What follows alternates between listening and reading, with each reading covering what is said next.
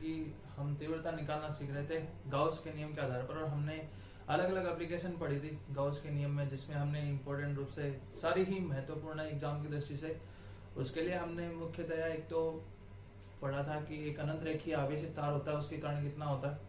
फिर हमने दो प्लेटों के बारे में पढ़ा था, चालक और अचालक। फिर हमने दो गोलों की बात करी थी, चालक और अचालक।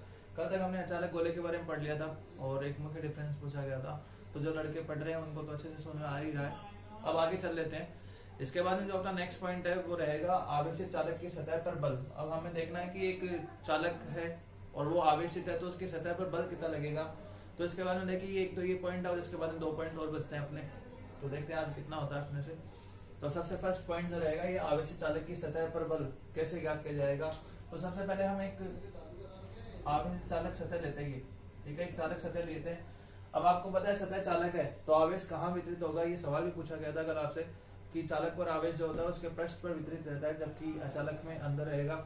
तो यहाँ पर हम आवेश वितरित कर देते हैं क्योंकि चालक पर मुक्त अवस्था में इलेक्ट्रॉन पाए जाते हैं, ऐसा इसलिए माना जाता है कि इसके पृष्ठ के ऊपर ये आवेश स्थित रहेंगे। तो ये हमने आवेश ले लिया, ठीक है। अब इसके ऊपर हमने आवेश दे दिया और आपको बताया गया था कि चालक यदि आवेश जब चालक के पृष्ठ पर वितरित होता है तो कौन सा पृष्ठ आवेश घनत्व आता है, सिग्मा, ठीक है, पृष्ठीय आवेश घनत्व है। तो यहाँ पर हम जानते हैं कि आवेश कहाँ वितरित है, चालक के पृष्ठ पर, चालक के पृष्ठ पर वितरित है।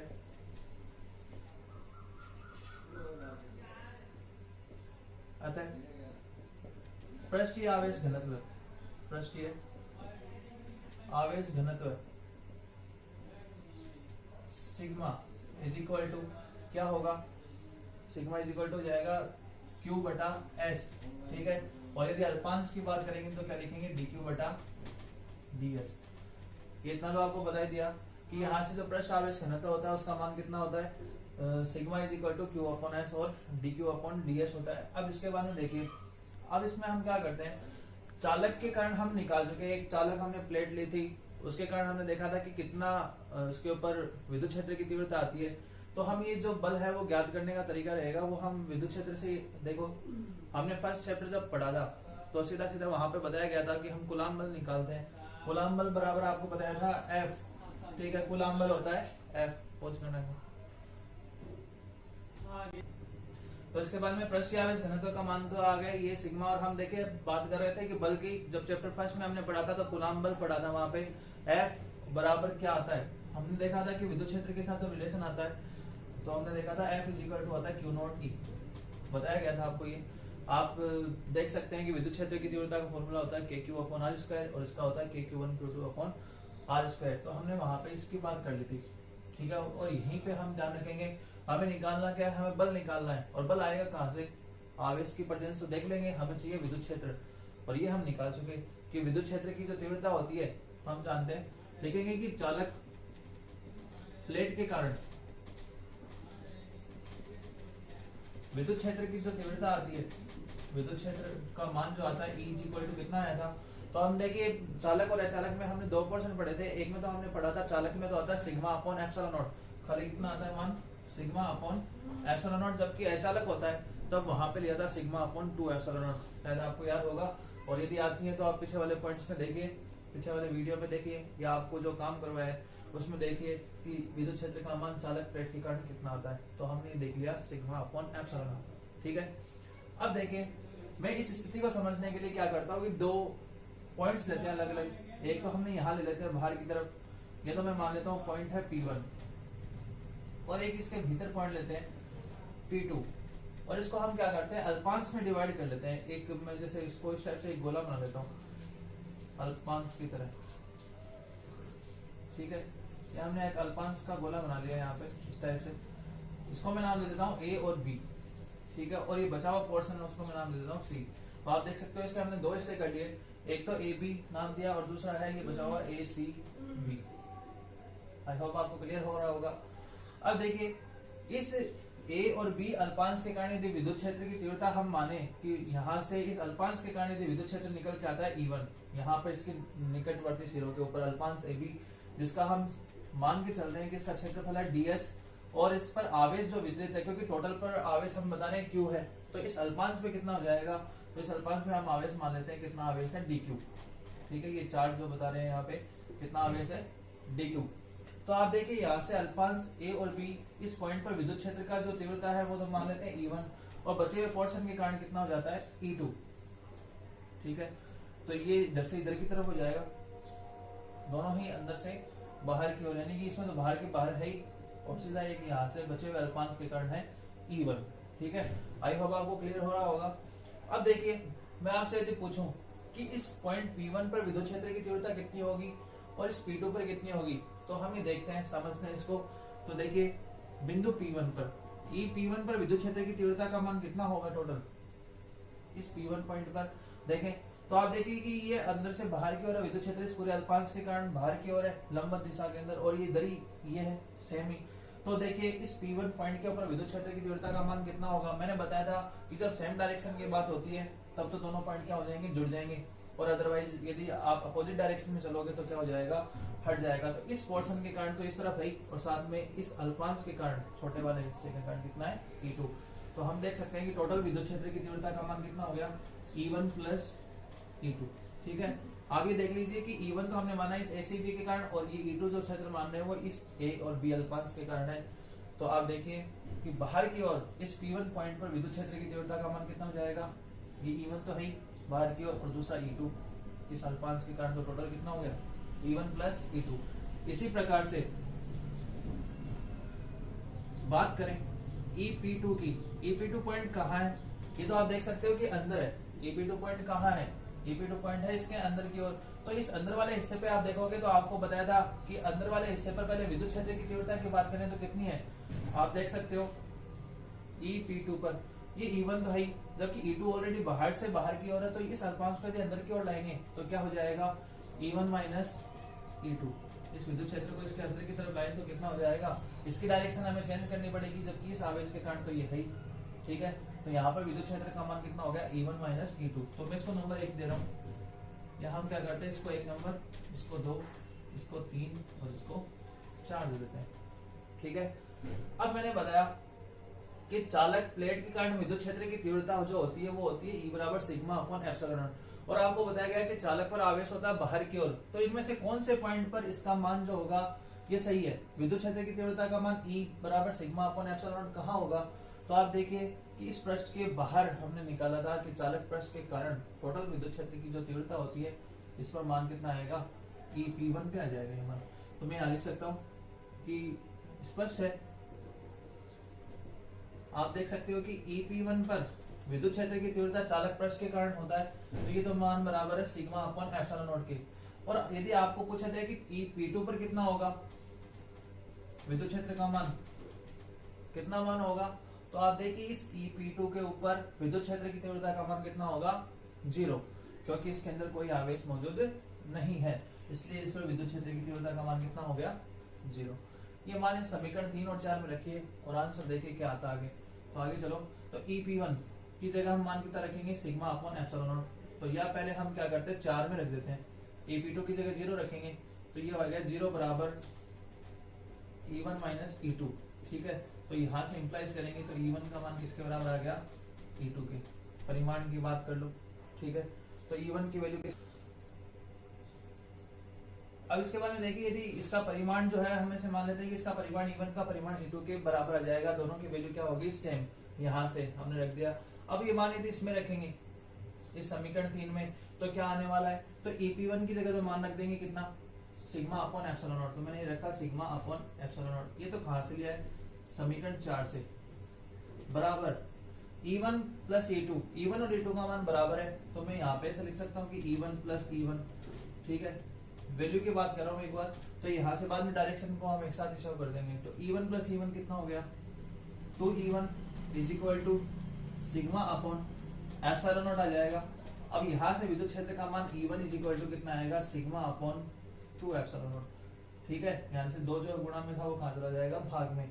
और सिमिलरली E2 का मान कितना आएगा, तो आप देख सकते हो कि E1 और E2 तो दोनों बराबर है, तो हम कह सकते हैं कि E2 का मान भी कितना आएगा सिग्मा अपॉन 2 एप्सिलॉन नॉट। मैं इसका नंबर दे रहा हूँ 5। आई होप आपको इतना क्लियर हो गया होगा देखिए यदि आपको ये सब चीजों को ढंग से सीखना है तो आपको एक तो अपनी रफ कॉपी अपने हाथ में लेनी पड़ेगी और एक साथ में पेन होना चाहिए, जिसके वजह जैसे जैसे स्टेप चल रही है स्टेप बाय स्टेप आप इनको समझते जाओ, लिखते जाओ, ताकि आपको आसानी से ये सब क्लियर होते जाएंगे। फिर भी यदि आपको दिक्कत आती है तो आप मेरे को बताइए, मैं आपको वापस से ये समझाने का प्रयास करूंगा। तो यहाँ से E1 और E2 का मान निकाल लिया और दोनों का मान सेम आ रहा है, तो हम कह सकते हैं कि कोई सा भी विद्युत क्षेत्र लिया जाए, चाहे इस आवेश के कारण निकालो, चाहे इस आवेश के कारण निकालो, चाहे इस बाहर वाले के कारण निकालो, चाहे इस हिस्से के कारण निकालो, दोनों के कारण विद्युत क्षेत्र का मान क्या आ रहा है, सेम ही आ रहा है। कितना आ रहा है, सिग्मा अपॉन 2 एप्सिलॉन नॉट। तो हमारा एक जो टारगेट था वो पूरा हो गया है, क्या निकालने का, विद्युत क्षेत्र का, और इसके द्वारा ही हम क्या निकालेंगे, विद्युत बल का मान निकालने वाले हैं। तो पहले देखिए, चलो मैं यहां से इंप्लाइज करता हूं आगे और बल निकालते हैं। तो अब जानते हैं, यदि अल्पांश AB पर मैं आवेश मानू, कितना है, कितना आवेश लेके चल रहे हैं इस अल्पांश AB पर, DQ, ठीक है, DQ आवेश माना है हमने, तब इस पर बल कितना होगा, तब बल कितना आएगा, अल्पांश लिया है अपने विद्युत क्षेत्र, तो जैसे छोटा से वैल्यू अपन को लेते हैं तो वो बल भी कितना लगेगा, कम ही मान का लगेगा। तो यहाँ पर अल्पांश के कारण जो बल आएगा वो कितना जाएगा, DF, कितना जाएगा, DF। अब आप देखिए, यदि DF जो है वो किसके बराबर होगा, कूलाम के नियम से, तो विद्युत क्षेत्र का मान तो फिक्स ही आ रहा है, तो कोई सा भी ले लीजिए। वैसे हमने अल्पांश AB के कारण विद्युत क्षेत्र कितना लिया है, E2, वैल्यू दोनों की सेम ही है, लेकिन हम जो चल रहे हैं लेकर के अल्पांश के कारण ले रहे हैं, तो मैं यहाँ लिख सकता हूँ E2 इंटू क्या आएगा, DQ। तो आप देखिए, क्योंकि F बराबर क्या होता है, Q0 E, तो F को तो हमने DF में बदला, विद्युत क्षेत्र का मान हम निकाल चुके हैं। अब रही बात आवेश की, तो आवेश इसमें Q की बजाय क्या है, एक अल्पांश लिया जा रहा है DQ, ठीक है, तो ये हमने DQ आवेश ले लिया। अब क्या करेंगे, अब यहाँ से हम ये करते हैं कि DF बराबर E2 इंटू DQ लिखा है, तो यहाँ पर E2 का मान रखिए, तो DF is equal to E2 की जगह मान रखो, सिग्मा अपॉन कितना है, 2 एप्सिलॉन नॉट, और ये आ गया साथ में DQ।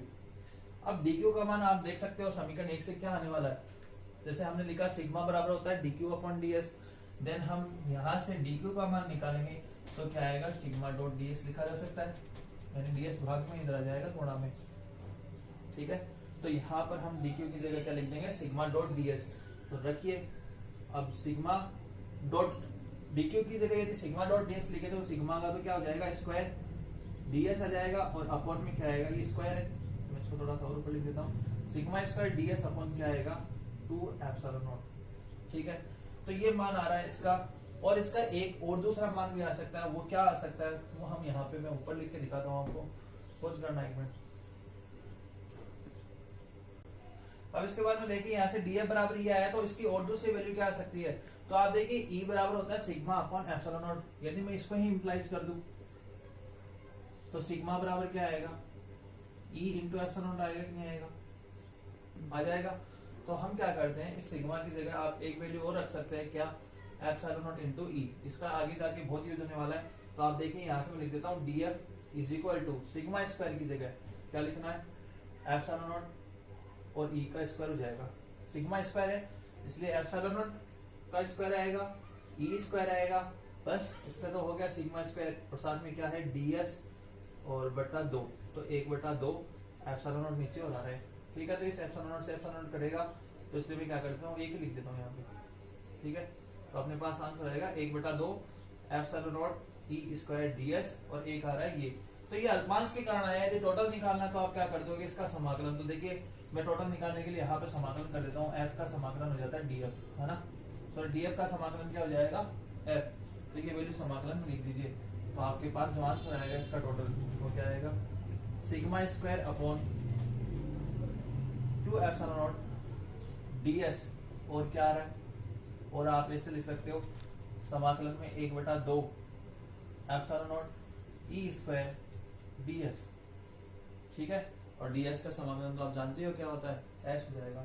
तो इतना ये इसका चालक की सतह पर जो बल ज्ञात करना था वो ये रिजल्ट है, ठीक है। और यदि आपसे पूछा जाए, यदि मैं आपको इसमें एक चीज ये कर दूं, मैं यहाँ पे लिख दूं DF अपॉन DS क्या होता है, यदि आपसे पूछा जाए, तो आपने कहीं इसको पढ़ा है क्या, DF अपॉन DS, बल बटा क्षेत्रफल क्या होता है। तो आप याद कीजिए, हमने 11वीं क्लास में पढ़ा था कि बल बटा क्षेत्रफल जो होता है वो दाब के इक्वल होता है, किसके इक्वल होता है, दाब के। तो P बराबर होता है DF अपॉन DS या F अपॉन S। तो इसमें हम क्या करेंगे, जब ds का भाग देंगे तो क्या आंसर आएगा, sigma square upon 2 epsilon. I hope आपको क्लियर हो गया होगा। तो ये चालक की सतह पर बल है, ये तो, और ये क्या है, दाब। आई होप आपको क्लियर हो गया होगा। मैं एक बार फिर से रिपीट कर देता हूँ इसको, और बहुत मोस्ट इंपोर्टेंट पॉइंट्स में है, इनमें से कोई सा भी टॉपिक जो पूछा जा सकता है एग्जाम में। अभी तक तो सारी एप्लीकेशन ही पूछी जाती थी, और अब जो है वो क्वेश्चन में आने लग गया इसमें से, तो कोई सा भी टॉपिक जो है लास्ट वाले में से या शुरू में से कुछ भी आ सकता है।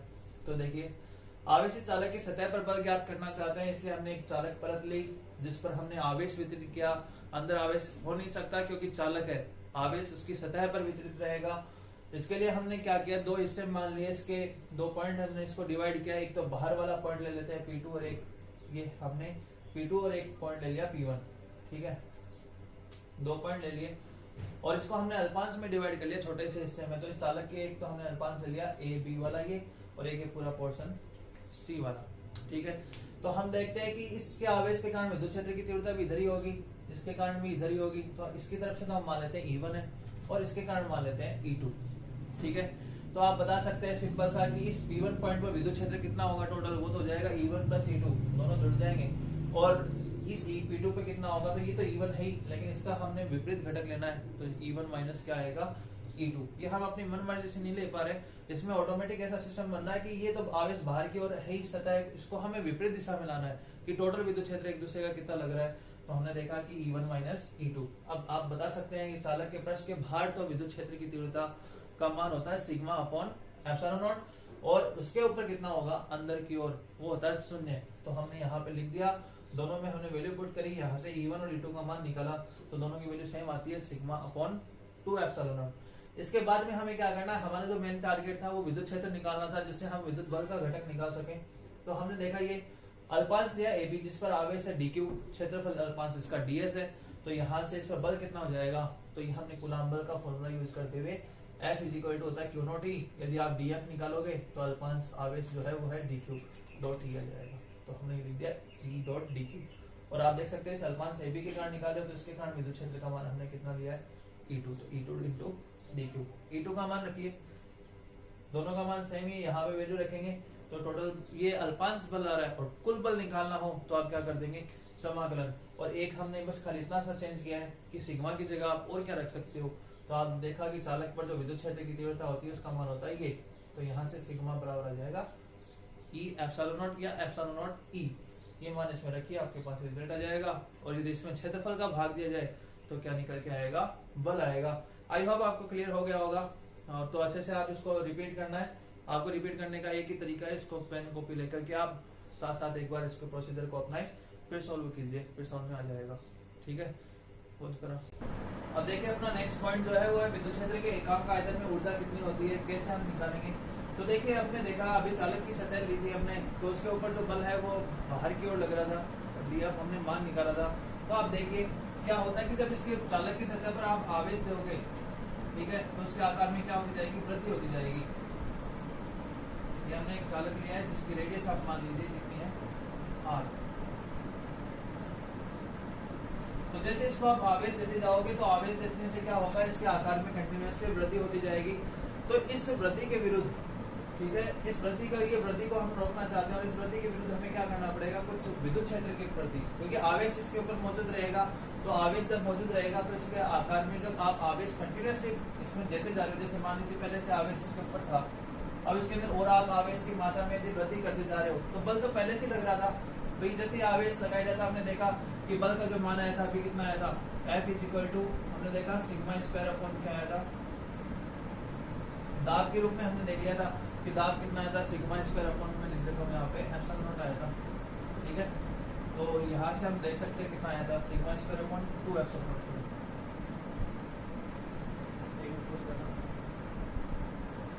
दाब का मान जो आया था P equal to sigma square upon 2 epsilon naught आया था। अब देखिए यहाँ पर बल लग रहा है, जब आवेश दिया जाता है तो इसके आवेश के मान में यदि और अधिक वृद्धि कर दी जाए तो वृद्धि करने से क्या होगा, इसके आकार में भी क्या होती जाएगी, वृद्धि। तो इस विद्युत क्षेत्र में इसके आकार में जो वृद्धि हो रही है, तो इसको कम करने के लिए हमें इसके विरुद्ध क्या करना पड़ेगा, एक कार्य करना पड़ेगा। तो जैसे इसके आकार में क्या आती जाएगी, कमी आती जाएगी। मान लीजिए इसके आकार में जो कमी आती है हम लिख देते हैं यहाँ पर, ये जो कमी आ रही है वो हम मान लेते हैं dr है, ठीक है।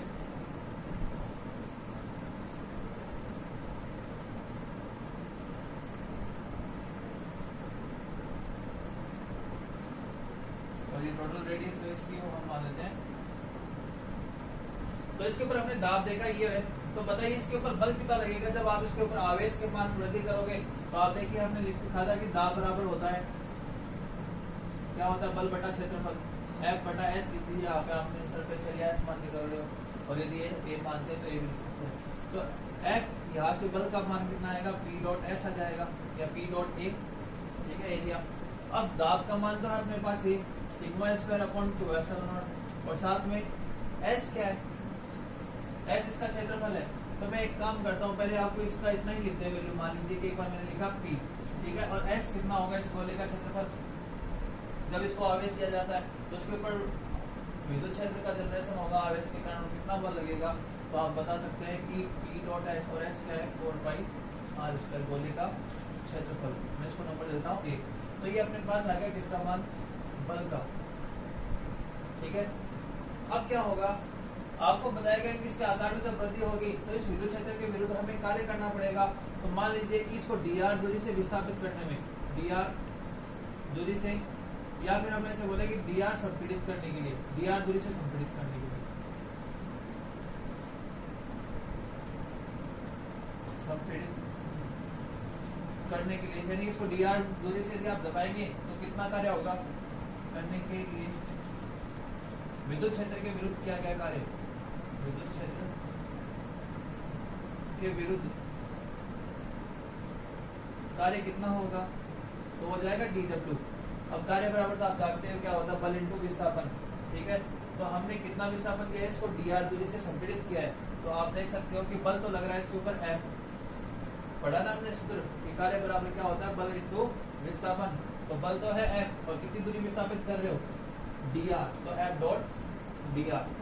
अब मान रखिए इसके अंदर, तो dw is equal to F, F का मान कितना है, P dot 4 pi R square dot dr। तो ये तो है इसका क्षेत्रफल, और ये है इसकी मोटाई। तो क्षेत्रफल इंटू मोटाई क्या होता है, आयतन, क्या होता है, आपको बताया गया था, ये तो लंबाई इंटू चौड़ाई, तो वैसे क्षेत्रफल होता है, क्षेत्रफल इंटू मोटाई जो होगा वो किसके बराबर आएगा, आयतन के। तो हम यहाँ से लिख सकते हैं कि आयतन dv बराबर हो जाएगा क्षेत्रफल इंटू मोटाई, क्षेत्रफल इंटू मोटाई, और क्षेत्रफल है इसका 4 पाई R स्क्वायर, और आप मोटाई देख पा रहे हो इसकी कितनी है, dr, ठीक है। तो यहाँ पे हम dv लिख देंगे, तो dw बराबर क्या आ गया अपने पास, P dv, और P का मान कितना है, यहाँ से लिख सकते हैं sigma square upon 2 epsilon naught, और साथ में dv। आई बात समझ में। तो यही कार्य जो है इसके अंदर ऊर्जा के रूप में संचित हो जाएगा। तो यहाँ से हमें निकालनी है एकांक आयतन की। तो पहले हम dw का पूरा मान सोल्व कर लेते हैं। तो अपने पास एक मान और क्या आएगा, आपको बता दिया था कि E बराबर होता है सिग्मा अपॉन एप्सिलॉन नॉट, चालक के कारण। तो सिग्मा बराबर क्या आएगा, एप्सिलॉन नॉट E। तो यहाँ से इस सिग्मा की जगह एप्सिलॉन नॉट E रखेंगे, तो अभी आपके पास एक मान आया था एप्सिलॉन नॉट E का स्क्वायर आ जाएगा, और साथ में क्या आएगा dv। तो ये दो मान आए अपने पास कार्य के। हमें क्या निकालना है, हमें विद्युत क्षेत्र के एकांक आयतन में ऊर्जा निकालनी है। तो ये तो dw की ऊर्जा के बराबर होगा, लेकिन हमें एकांक आयतन में निकालना है, तो यानी कि ऊर्जा घनत्व। इसको दूसरा नाम क्या दिया जाता है, ऊर्जा घनत्व। तो एकांक आयतन में ऊर्जा, एकांक आयतन में ऊर्जा कितनी हो जाएगी। एकांक आयतन में ऊर्जा का मतलब है कि आपने इसमें किसका भाग लेना है, v का, ठीक है, टोटल आयतन का। या फिर हम लिख सकते हैं dw अपॉन dv। तो इसमें भाग दीजिए, dv में dv का भाग दोगे तो ये तो कैंसिल आउट हो जाएगा, और क्या बच जाएगा, sigma square upon 2 epsilon naught, और दूसरा value half epsilon not E square. I hope आपको क्लियर हो गया होगा। तो ये एकांक आयतन की ऊर्जा है इसकी, अच्छे से समझ लीजिए। इसको आपको वर्क करना है, और साथ में एक रफ नोटबुक के थ्रू आप इसको जितना ज़्यादा सोल्व करेंगे, जितनी ज़्यादा ये आप इस टाइप से निकालना सीख जाओगे पॉइंट्स को, तो आगे दिक्कत नहीं आने वाली है। एक एक पॉइंट को अच्छे से समझें और अच्छे से इसको वर्क करना है। तो यह है विद्युत क्षेत्र के एकांक आयतन में ऊर्जा, ठीक है। कितना हो गया,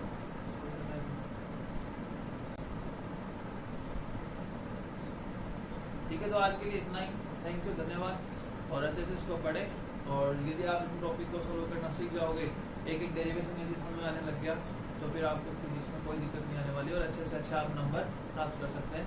ठीक है, तो अच्छे से मेहनत करिए और पढ़ते रहिए।